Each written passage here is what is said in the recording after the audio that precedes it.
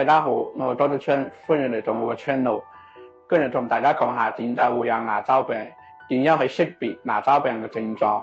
牙周病係一種常見嘅口腔疾病，但好多人都會忽略佢嘅早期症狀。如果發現自己有以下嘅情況，就要留心啲啦。第一，牙齦出血。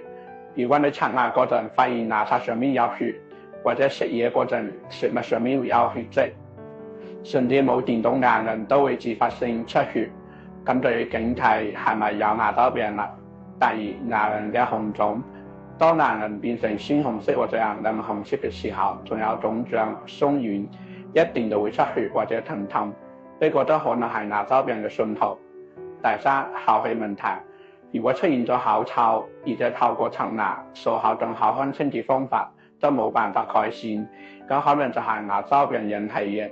因為牙周組織發炎嘅時候，細菌會大量咁樣滋生，產生有異味嘅代謝反物，從而引起口臭。第四，牙齒嘅敏感。當牙周組織受到破壞、牙根暴露嗰陣，牙齒就會對冷熱、酸甜等刺激變得更加敏感，出現酸痛嘅感覺。第五，牙齒嘅鬆動或者移位。如果你發現牙齒明顯鬆動，或者覺得牙齒嘅位置改變咗，例如牙縫變大、門牙外凸，咁就要急速咁樣求醫啦。